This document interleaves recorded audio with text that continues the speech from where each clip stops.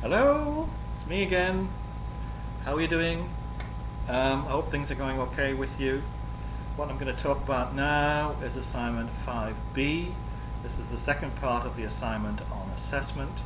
The first part, if you remember from my previous video, was all about the business of the initial table of assessment methods and your discussion and review of them. Assignment 5b is somewhat different. This is yet another piece of written work. It's in two parts, including, of course, the usual business of marking at the very end. So there are two bits of writing to do, plus your normal marking of your own work and handing in the marking sheet alongside the written work when you do it. The part 5a assignment doesn't require a marking sheet. So here we have it. This is about assessment. Write a report that describes 4 methods of assessing learners in the general context in which they might be used. This is 4 methods that in general could be used to assess. Look about, again, you've already discussed this largely in the table. This is to fill out that. So instead of just repeating what you've already written on the table, look at 4 methods, not necessarily the ones in the table, but others, and mention how they meet student needs and also how they're appropriate in the context of which they're used to assess learners in general. It does not be your students. Explain the limits, part B, explain the limitations and advantages of the above 4 methods. Just like you did earlier on in the table, the limitations and advantages of the methods of assessment that you're using here in order to find out what's being learned and how to work out whether someone has, for instance, met a set of criteria. Part C. Take 2 of the methods of assessment you've just mentioned, that's after the 4, okay, and 2 of these. Now choose 2 of the above methods and say how they might meet the needs of your learners. Not in general, but yours. The kind of people you work with on a regular basis. Are they appropriate? Are they not? Are they effective? Are they reliable? What respect would cause your learners stress?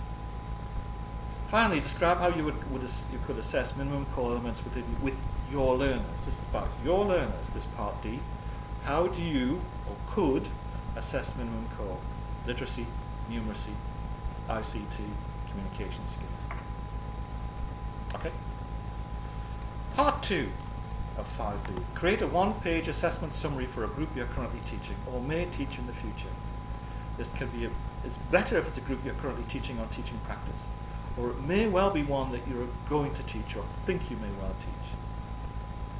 The assessment summary is like a document which summarizes both policy and process and outcomes of assessment within a particular group that you may be teaching or could teach.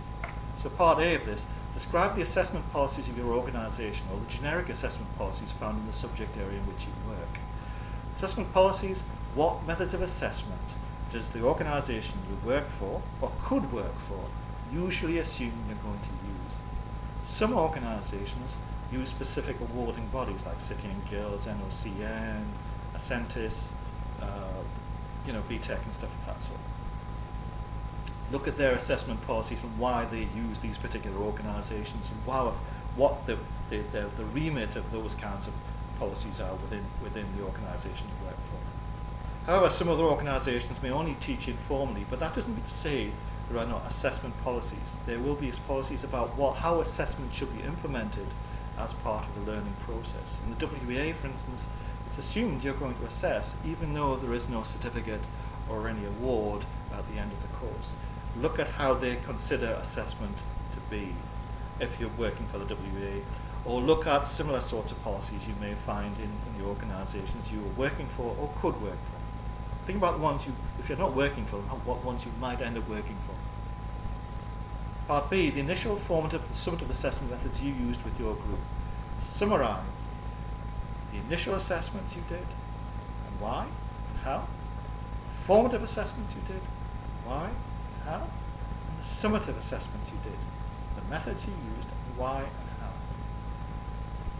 Finally, Part C, what the outcomes of assessments with your students were and to whom these outcomes were reported. Part of this is the whole business of having an example of the outcomes of assessment that you use. So keep records of your students' assessment processes. Anonymize them. In other words, if people have been filling out assessment questionnaires of some sort, have done exam papers, have handed in essays or something of that sort, make sure when you copy them, make sure they're anonymized. So I don't need to, for privacy basis, I don't want to see their names. What the outcomes of assessments for your students were and to whom these were reported. Very often you report these to your line manager, to an quality advisor, to an external verifier, to an awarding body, to the organisation you work for. Who are these outcomes reported to in terms of the requirements of assessment? Even if it's an informal and non-accredited course, there will be people within your organisation who expect to see the whatever assessment has been done. And WA, for instance, is the quality control manager. Okay? It says NB at the bottom. Any learner information used in the summary should be anonymised. Any queries with regard to the policies aspect of Part 2A above, please consult these. So please do get in touch with me if you have any problems with 2A. Lastly, you know this is coming, Part 3 of this particular assignment. This is the business of marking. Take the personal marking sheet, put your name on it, the date on it, and make sure you tick off the criteria and show which part of Part 5b and Part 5a these particular criteria are met. Okay. Any problems with that, get back to me. If you want to hand in the two parts separately, duplicate personal marking sheet and fill in the bits that are relevant to the part of the assignment you're handing in. So if you want to hand in 5A, then fill in the part of the assignment marking sheet, personal marking sheet, which is for the report. If you want to do Part B, the assessment summary, whatever the case may be, it's fine to do it that way. Okay, so far so good. That's assignment 5, completed. What's important at this stage is I will, at a short time, do some recordings for both what's often referred to as assignment 6, which is in fact the option. There are two parts to the option. I shall be talking about that later on when it becomes a relevant aspect of the course. I don't want to overload you with too much material at this particular stage, so I shall leave it there for the time being. Okay. Any queries, please do get back to me. You've got my email address, bgroves@gmail.com. You can drop me a line whenever. I'll get back to you as soon as I possibly can. And please don't panic. Make sure that, however, that you stick to your deadlines. For any issues with regard to deadlines, get back to me, but we have to be as rigid as we possibly can with deadlines, because we know this timing of these is very important to make sure you're not ending up having loads of work to do at the very end of the course. And it's also far less stressful for me and Kate. Okay, thank you so much. Stay tuned for further thrilling installments.